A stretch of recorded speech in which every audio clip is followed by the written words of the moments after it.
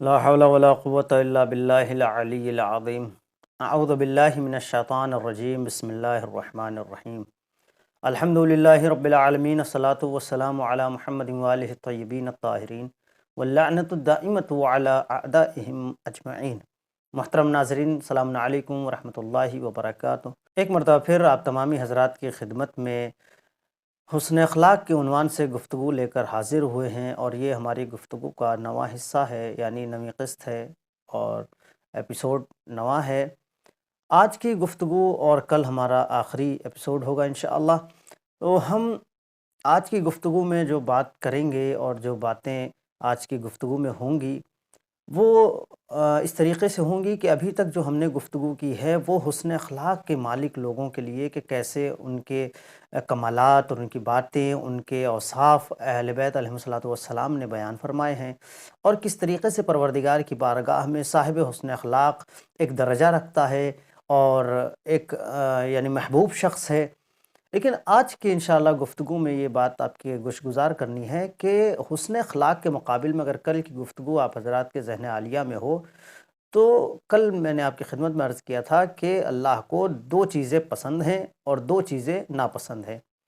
پسند والے میں حسن اخلاق تھا ایک چیز، اور ناپسند والے میں جو کیا تھی اسے سوء الخلق کہتے ہیں، یعنی برا اخلاق، خراب کردار۔ تو آج ہم اس کی گفتگو کرتے ہیں اور اس حوالے سے باتیں کرتے ہیں کہ خراب کردار کا جو مالک ہوگا، اور ظاہر ہے اور یہ بات ہمارے معاشرے میں بھی دیکھنے کے لائق ہے کہ جو انسان اچھا کردار نہیں رکھتا، اس کا کردار خراب ہوتا ہے اور اس کا اخلاق خراب ہوتا ہے، تو اس سے لوگ باتیں کرنا پسند نہیں کرتے، اس سے لوگ ملنا پسند نہیں کرتے، اس کے ساتھ لوگ بیٹھنا پسند نہیں کرتے۔ جس کی وجہ کیا ہے؟ ان سب چیزوں کی وجہ ایک ہے، اور وہ وجہ ہے اخلاق کا خراب ہونا، وہ وجہ ہے سوء الخلق، وہ وجہ ہے برا کردار۔ کیونکہ بہت سارے مقامات پر ایسا ہوتا ہے کہ ہم کردار کے ذریعے سے لوگوں کو اپنا بنا سکتے ہیں، اور کبھی کبھی ہماری بد کرداری، ہماری بد اخلاقی اور ہمارا اچھا کردار نہ پیش کرنا اس بات کا سبب بن جاتا ہے کہ ہم لوگوں سے دور ہوتے ہوئے نظر آتے ہیں۔ محترم ناظرین، آپ کی خدمت میں حدیث پیش کروں۔ امام فرماتے ہیں، امام جعفر صادق علیہ السلام فرماتے ہیں کہ جس کے پاس اچھا اخلاق نہیں ہے، برا اخلاق ہے، تو اس کا جو حشر ہوتا ہے وہ کیا ہوتا ہے؟ اس کا معاملہ یہ ہوتا ہے، امام فرماتے ہیں اِنَّ سوء الخلق، یہ خراب اخلاق جو ہوتا ہے یہ کرتا کیا ہے؟ لَيُفْسَدُ الْعَمَلِ، یہ عمل کو فاسد کر دیتا ہے، خراب کر دیتا ہے۔ یعنی انسان کتنا بھی عمل کرے، کتنے بھی اعمال انجام دے، لیکن اگر اچھا اخلاق نہیں ہے تو یہ فاسد کر دے گا، یہ خراب کر دے گا۔ کیسے؟ کما یفسد الخل العسل، جس طرح کہ سرکہ شہد کو خراب کر دیتا ہے، اور شہد کی جو حلاوت ہوتی ہے، اس کی مٹھاس ہوتی ہے، اس کے جو اثرات ہوتے ہیں، اسے سرکہ ختم کر دیتا ہے۔ اسی طریقے سے سوء خلق یعنی خراب اخلاق، بد اخلاقی، انسان کا وہ عمل جو انسان کے اندر خوشبو کا کام کرتا ہے، انسان کے اندر یعنی ایک روحانیت پیدا کرتا ہے، اس کو خراب کرنے کے لیے بد اخلاقی کافی ہے۔ یہ امام علیہ السلام کا قول ہے، کوئی ہماری اور آپ کی عام سی گفتگو نہیں ہے، بلکہ ائمہ علیہ السلام کا فرمان ہے کہ جس میں ائمہ علیہ السلام ہمیں اس طرف ترغیب دلا رہے ہیں کہ ہم سوء خلق سے، بد اخلاقی سے بچیں اور صاحب اخلاق ہو جائیں۔ کیونکہ ظاہر ہے ہمارا زندگی کا مقصد اہل بیت علیہ السلام کی باتوں کو ماننا ہے اور ان کے فرامین پہ عمل کرنا ہے، اور جو یعنی وہ کب؟ اللہ، رسول اور اہل بیت کے علاوہ کسی کی بات ماننے کے لیے ہم تیار نہیں ہوں گے، اور جو اہل بیت علیہ السلام کہیں گے وہی ہم انجام دیں گے، اور یہ ہماری زندگی کا مقصد بھی اور یہ ہماری زندگی ہے۔ تو محترم ناظرین، تو اہل بیت علیہ السلام کہہ رہے ہیں کہ تمہیں بد اخلاق نہیں ہونا چاہیے، تم چاہے جتنے عمل کر لو، اعمال بے اعمال انجام دو، اور اتنے اعمال کر ڈالے ہیں کہ مثلا فرصت نہیں ہے کسی سے بات کرنے کی، لیکن اگر ان اعمال کے باوجود اگر اخلاق اچھا نہیں ہے، لوگوں سے بات چیت کا طریقہ اچھا نہیں ہے، لوگوں سے اٹھ بیٹھ کا طریقہ اور سلیقہ نہیں ہے، تو پھر یہ سارے اعمال کسی کام کے نہیں، ان سارے اعمال کا کوئی فائدہ نہیں ہے۔ کیوں؟ کیونکہ اس یعنی کیفیت کو، جسے بد اخلاقی کہتے ہیں، اس کیفیت نے تمام اعمال کو ختم کر دیا، تمام زحمات کو ختم کر دیا۔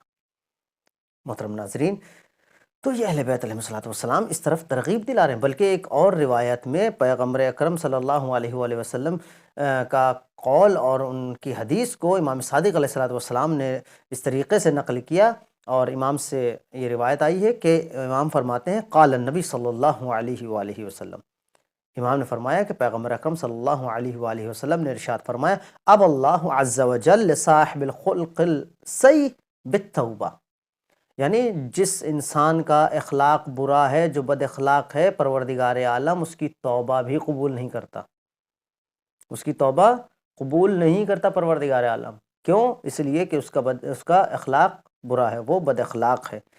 کسی نے پوچھا یا رسول اللہ وہ کیف ذاک، یہ کیسے؟ اس کی توبہ بھی قبول نہیں ہے، اس کی توبہ قبول کرنے سے اللہ نے انکار کر دیا ہے۔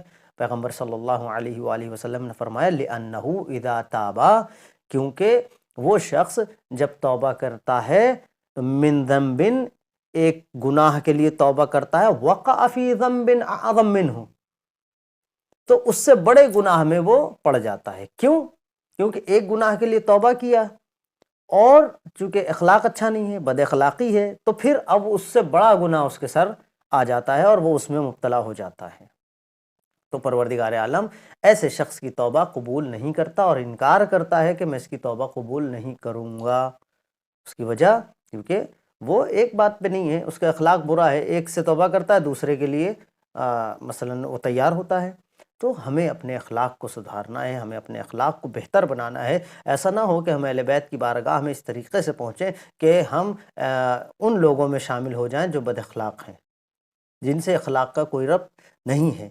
تو ہم اہل بیت علیہ السلام کے چاہنے والے ہیں، ان کے ماننے والے ہیں، اور ان کے نام پر ہماری زندگیاں قربان ہو، جو اہل بیت علیہ السلام ہمیں بتائیں گے۔ دیکھیے، ہو سکتا ہے کسی انسان کا، میں نے شاید کسی ایک حصے میں پیش کیا تھا کہ انسان کا عمل کم ہو، اس کے اعمال کم ہوں، وہ بہت زیادہ اعمال نہ کر پاتا، لیکن اس کا اخلاق اچھا ہو۔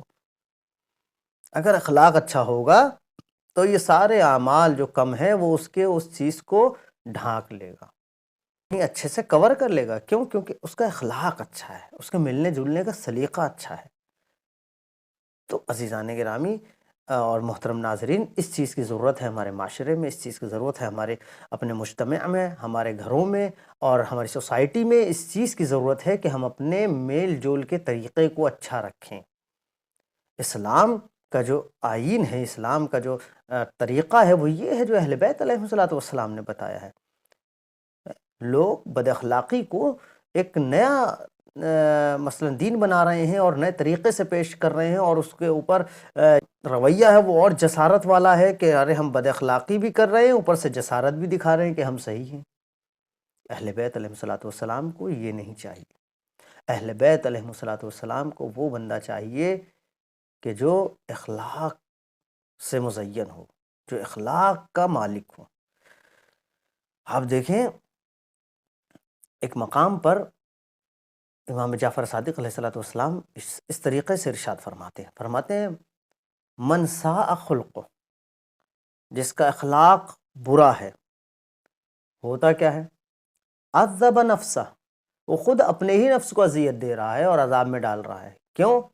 اب اگر اس بات کو ہم سمجھ جائیں اور اس حدیث کو سمجھ جائیں تو میرے خیال سے یہ کافی ہوگا کہ امام علیہ السلام نے فرمایا جس کا اخلاق برا ہے، جو بد اخلاق ہے، جسے بات کرنے کا سلیقہ نہیں، اٹھنے بیٹھنے کا سلیقہ نہیں، تہذیب نہیں، تمدن نہیں، لوگوں سے ملنے جلنے کا سلیقہ نہیں، بڑوں کا ادب نہیں، چھوٹوں کا لحاظ نہیں، جسے یہ چیزیں نہیں ہیں، اس کا اخلاق اچھا نہیں ہے، عذب نفسہ، وہ اپنے نفس کو عذاب میں ڈال رہا ہے۔ کیوں؟ کیونکہ اس طریقے سے وہ لوگوں سے دور ہو رہا ہے، اس طریقے سے وہ اپنوں سے دور ہو رہا ہے، اس طریقے سے وہ لوگوں کی نگاہ میں گرتا جا رہا ہے، کوئی اسے عزت کی نگاہ سے نہیں دیکھ رہا ہے۔ کیوں؟ کیونکہ اس کا اخلاق برا ہے۔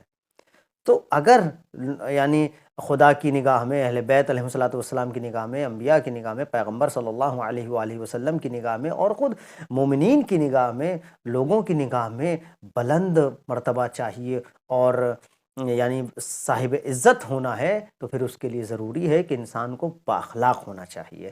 اس کا اخلاق طے کرے گا یہ کتنے یعنی منزلت کا حامل ہے، اور یہ کس طریقے سے اس دنیا میں رہ رہا ہے اور اس دنیا میں سروائیو کر رہا ہے، اور لوگ اس سے کس قدر جڑے ہوئے ہیں، یہ اس کا اخلاق طے، کتنے جڑنے چاہیے، یہ اس کا اخلاق طے کرے گا۔